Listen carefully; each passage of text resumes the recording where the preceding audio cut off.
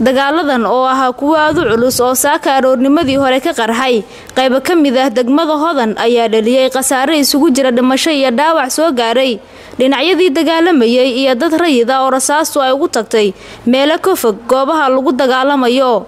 dagaaladan oo ay barbar socdeen duqeymo xoogan oo labada dhinaca ayaa ciidamada dawladda iyo kuwa midowga Afrika waxa ay kala wareegeen xarakada al-shabaab fariisimo muhiim u ahaa oo ay ka mid yihiin xaafada Shirkole Afishaale xeradii tolmada dhismayaashii saraakiisha iyo warshadii caanaha oo dhamaantood kaabiga ku haya xeradii guulwadayaashii ummadda oo ka wada tirsan degmada Hodan ee gobolka Banaadir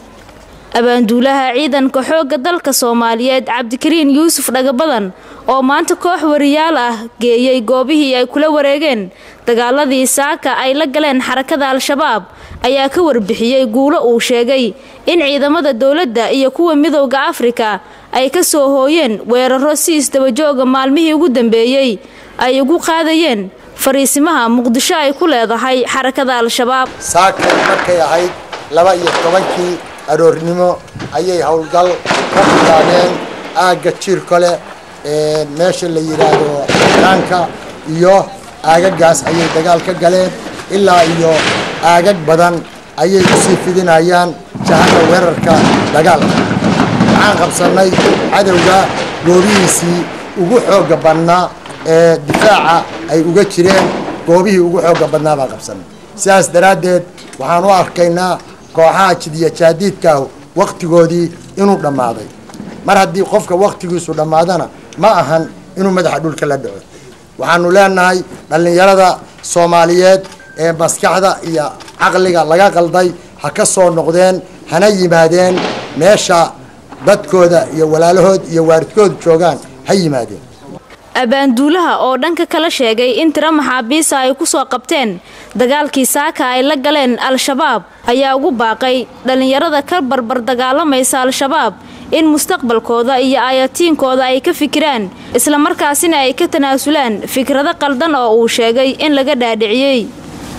dhalinyarada Soomaaliyeed waxaan kula dardaarmaynaa al-shabaab waa jabay waxaan qabaa dhalinyarada Soomaaliyeed kuwa guryaha ku dhuundhuumanaya kuwa wax qarxinta ku dhuundhuumanaya inay ayagu gacantooda ku soo qabtaan ee cadawgu uu saqadaal ka imaan ayaanu dhalinyarada Soomaaliyeed u tilmaamay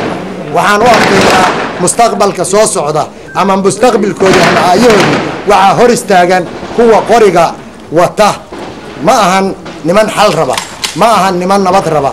waxaan qori ahayn oo xal ay ku leeyihiin ma jiraan waxaan qabaa dhalinyaradu xilligii ay qabsan lahayd waxbarashadooda ay wax barteen ama dalkooda hanan lahaayeen ama ay wax ku baran lahaayeen inay mustaqbalkoodii lagu dhumiyay xabad iyo dagaal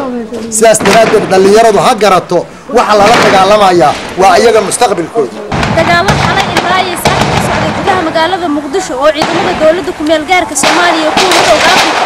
ay kula wareegeen goobo kale oo muhiim ah ayaan ogeyn waxa ay ka bedeli doonaan xaaladda dalka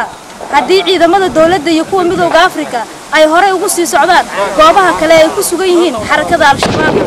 Maxamed Bashiir Soomaali Janna magaalada Muqdisho.